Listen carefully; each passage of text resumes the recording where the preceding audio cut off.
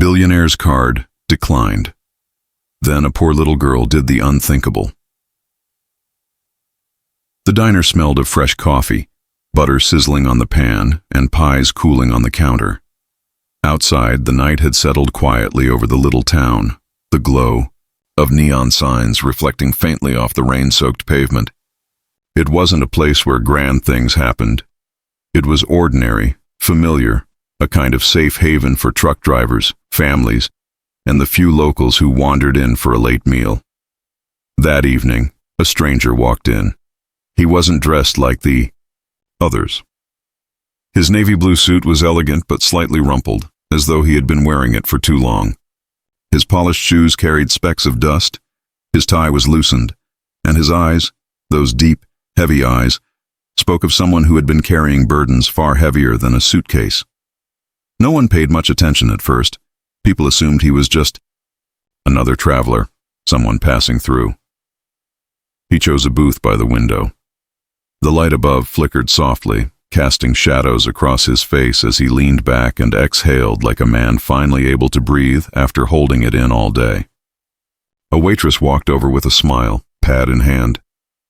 "What'll it be, sir?" He glanced at the menu but didn't really read it.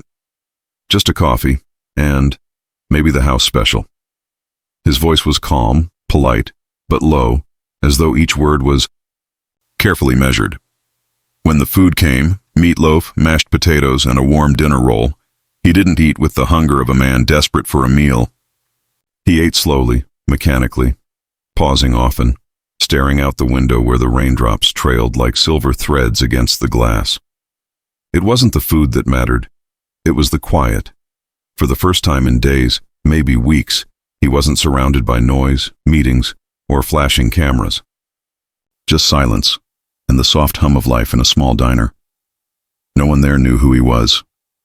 They didn't know that this man owned towers in cities they had only seen on postcards, that he had cars with drivers waiting at his command, that his name carried weight in rooms where billions of dollars shifted with a signature. To them, he was just another traveler passing through town, and maybe that was why he liked it. For once, he was invisible, not the billionaire, not the headline on glossy magazines, not the man everyone wanted something from. Just another soul sitting in a booth, nursing a cup of coffee and the ache of a life that had given him everything but peace. When he finished the meal, he reached into his leather wallet and pulled out a sleek black credit card. The kind people usually whispered about if they noticed. He slid it across the counter with a nod. The waitress swiped it casually while balancing plates and refilling mugs. Then came the sound, a sharp beep from the machine. She frowned, swiped it again. Another beep. She wiped the strip and tried once more. Beep. Her smile faltered. She leaned closer and whispered so others wouldn't hear. "I'm sorry, sir." "It's not going through." The man blinked, taken aback. "That's impossible. Try again." She did, but the machine refused. The diner grew unusually quiet. Conversations softened, forks paused mid-air. A few customers glanced over. There was something about the word declined that always carried weight, no matter who you were. He pulled out his phone, checked his banking app, and saw the message blinking across his screen. "Your account has been temporarily frozen due to suspicious activity. Please contact customer service." His chest tightened. He knew what it meant. An international transaction had triggered the bank's fraud system. It wasn't unusual in his world, but it had come at the worst time. With everything happening in his business empire, he had missed the warning emails. Now, here he was, in a small-town diner, unable to pay for a simple meal. The waitress shifted, uncomfortably, biting her lip. "It's okay. Maybe you have another card?" He shook his head slowly, frustration creeping in. He had more cards, more accounts, more money than he could ever spend, but not here, not tonight. All of it felt suddenly useless. The whispers in the room grew louder. A truck driver nudged his buddy. A young couple looked at each other with raised brows. How strange it seemed, this well-dressed man sitting there with a declined card. The billionaire lowered his gaze, his pride stinging more than his problem. For years he had been untouchable, respected, even feared. But tonight, under the dim lights of this diner. He was just a man who couldn't pay his bill.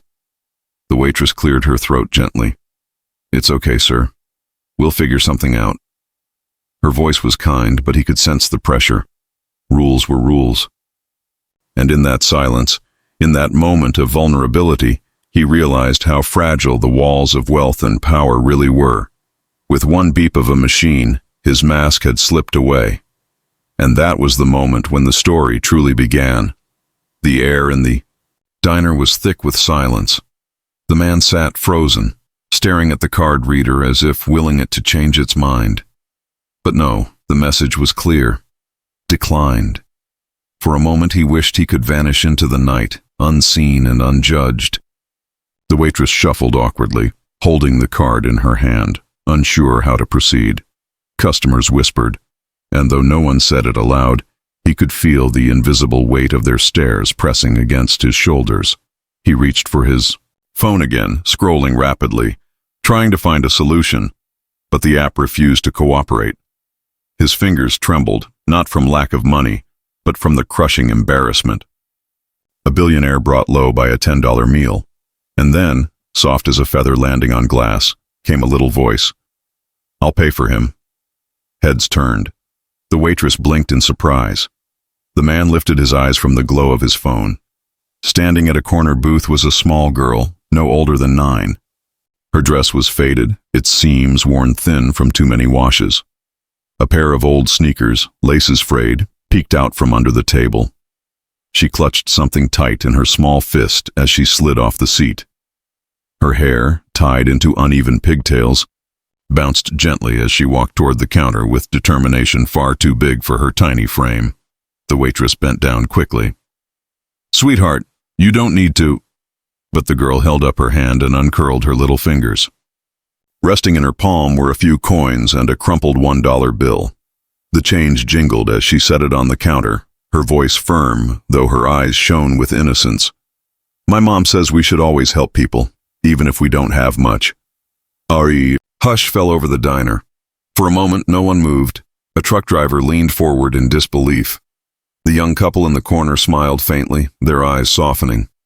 Even the waitress's throat tightened as she looked at the tiny offering on the counter. The man, this billionaire who had built empires, signed million-dollar contracts, and flown in private jets, stared at the little girl as though she had just cracked open a window in a suffocating room. His chest ached, not with shame anymore, but with something deeper, something he hadn't felt in years. He leaned forward, his voice catching. "Why would you do this for me?" The girl turned to him, her eyes wide and unflinching. She didn't see his expensive suit or the polished shoes that gave away his wealth. She didn't see his title, his status, or his mistakes. She only saw a man sitting alone, looking as if the world had forgotten him. "Because you look lonely," she whispered. The words cut through him sharper than any headline or insult ever had. He had been surrounded by people his whole life, board members, assistants, admirers, and those who wanted something from him. Yet in all that noise, in all that false attention, no one had noticed the hollow echo inside him. No one, except this little girl with coins in her pocket and compassion in her heart. The man swallowed hard, his throat thick with emotion. He tried to speak, but no words came. All the eloquence he had used in speeches, all the power he wielded in negotiations, it was gone. In its place was silence, raw and trembling. The waitress wiped at her eye quickly, pretending it was just a speck of dust. A few people in the diner shifted uncomfortably, not out of pity, but because they felt something stirring in them too. They weren't watching a man fail to pay a bill anymore. They were watching kindness rewrite the story right in front of them. The girl stood there patiently, waiting, as though what she had offered was the most natural thing in the world. Not charity, not pity, just love, pure and unfiltered. The billionaire finally reached out, his hand shaking slightly, and gently closed her little fist back around the coins. His voice broke as he said, "Keep it, little one. Tonight, you've already given me more than I could ever repay." Her lips curved into a small smile, as if she understood something the grown-ups around her never could. Then she skipped back to her booth, humming under her breath, the problem solved in her eyes. The man sat there, overwhelmed, his heart heavier and lighter at the same time. For the first time in years, someone had seen him. Not the billionaire, not the empire, not the name. Just him. A lonely man in need of a friend. And it was a child who reminded him of the one thing money could never buy. The diner returned to its usual rhythm, forks clinking against plates, conversation slowly resuming. But the man remained still in his booth, his eyes fixed on the little girl who had returned to her seat. She was busy rearranging the coins, in her hand, as if counting treasure, her world untouched by the weight of what she had just done. He sat there with tears stinging his eyes, fighting them the way he had been trained all his life, to never show weakness, to always appear strong. But strength suddenly felt meaningless. What was the point of power, of wealth, if a child with nothing could make him feel richer than he had in decades? He pushed the untouched coffee cup aside and stood slowly. The leather of his shoes creaked softly on the tiled floor as he walked to the counter. The waitress looked at him, still touched by what she had witnessed, and whispered, "It's all right, sir. Forget the bill." But he shook his head. "No, I'll make this right." His gaze shifted to the little girl. She was laughing at something her mother said, her shoulders swaying as she giggled, her innocence untouched by the worries of adults. Something cracked open inside him then. He had lived among people who measured life in profits, investments, and acquisitions. But this little girl measured it in kindness, and in that measurement she was infinitely wealthier than he had ever been. He walked slowly to her booth, kneeling slightly so that he was on her level. The movement startled her, and she looked up with wide eyes. He smiled through the ache in his chest. "Thank you," he said softly, his voice raw. "You've given me something tonight I didn't even know I needed." The girl tilted her head curiously. "What's that?" He paused, his lips trembling. "Hope." Her mother looked at him with quiet surprise, but she didn't speak. She seemed to sense this moment was not hers to interrupt. He stood again, straightened his jacket, and left the diner without another word. Outside, the rain had stopped, leaving the streets shimmering under the glow of the street lamps. His car was parked nearby, sleek and black, waiting for him, but he didn't get in right away.